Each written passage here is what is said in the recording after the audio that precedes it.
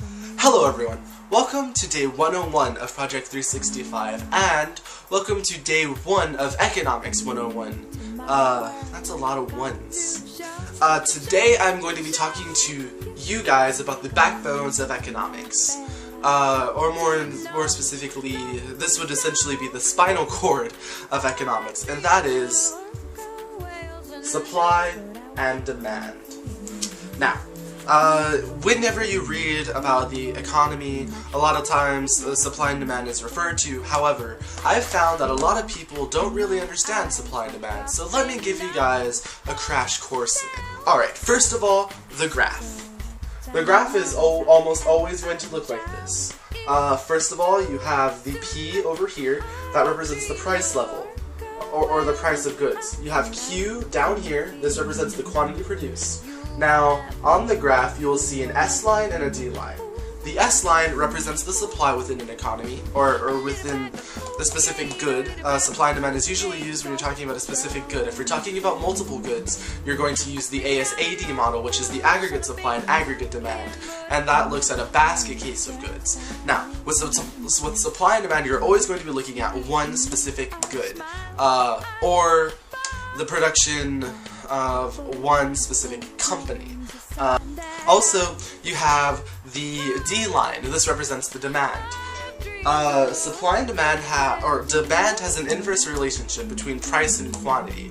The higher the price is, the less quantity that is demanded, while as the price lowers, the more the quantity is demanded. Supply, however, has a positive relationship.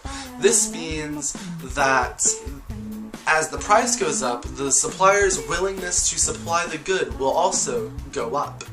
Now, there are two types of things that will happen on this graph. A, you will move along the curve, and that is called, well, movement along the curve.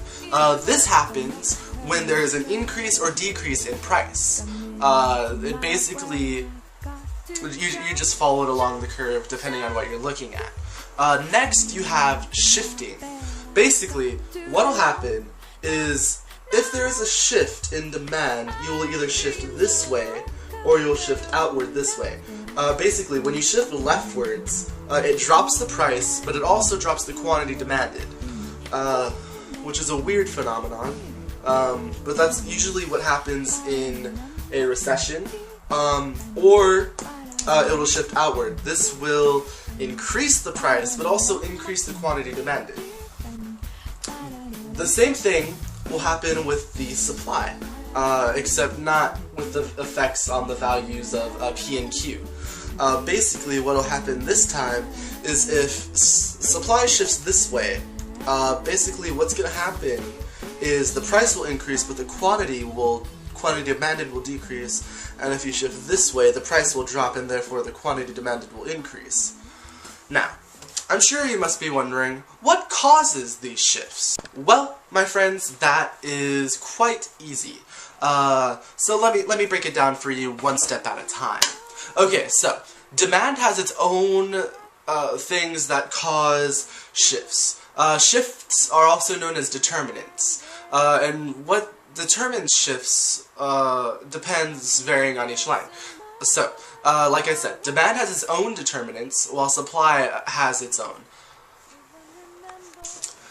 The determinants of demand are oftentimes related to a few things. First of all, people's tastes or preferences.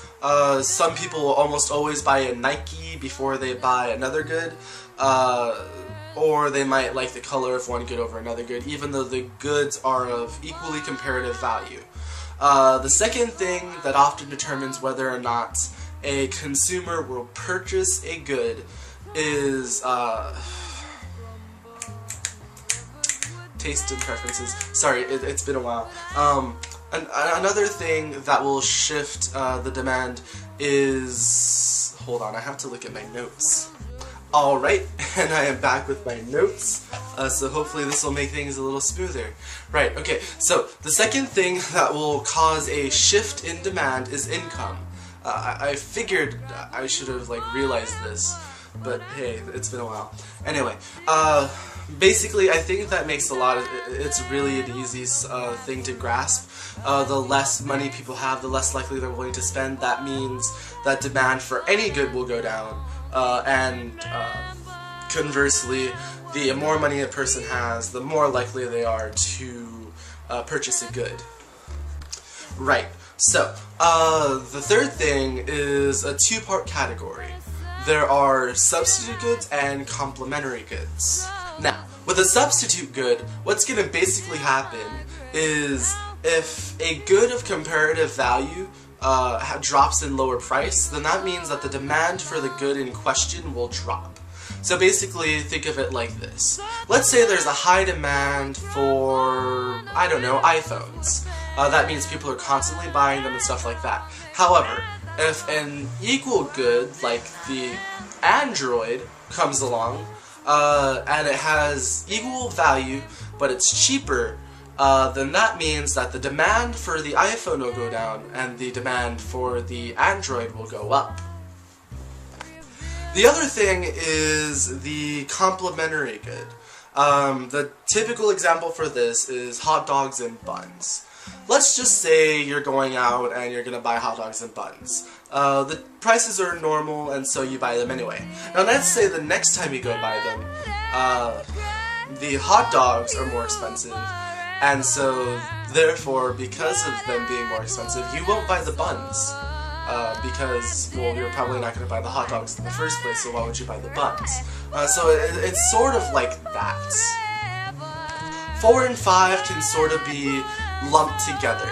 Number 4 is the number of buyers, and number 5 is the expectation of buyers. Basically, the way this works is if the number of buyers increases, then the odds are the demand will increase, and vice versa. Expectations is often related to brand name.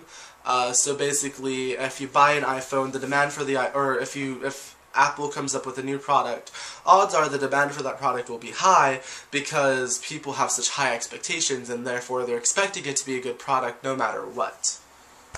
Now, supply has its own determinants, and they're fairly simple.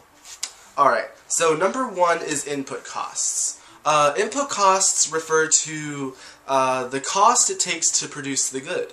And so if input costs go up, that means it's more expensive to make the good, which means the company will more than likely stop producing as much of that good. Number 2, technology.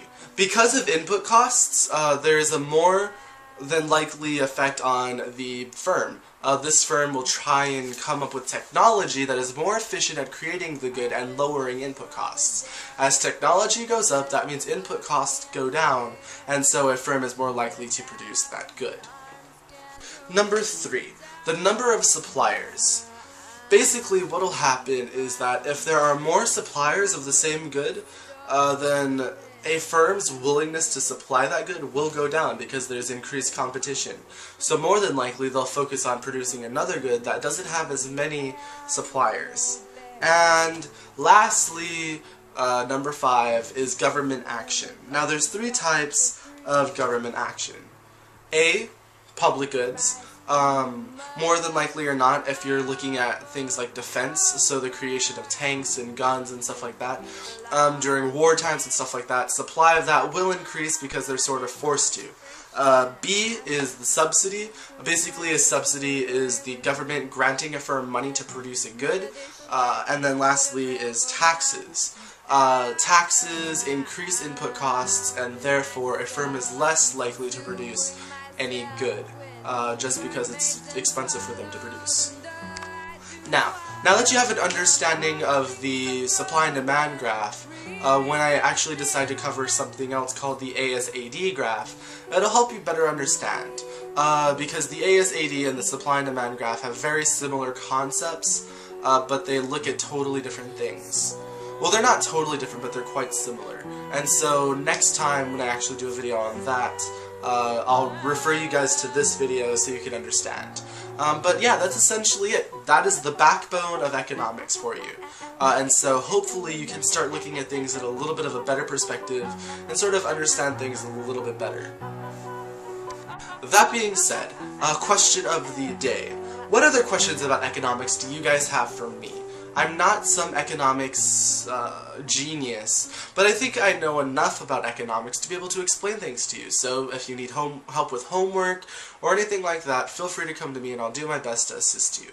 And that being said, that is it for today, guys. I will see you guys tomorrow. Have a great day.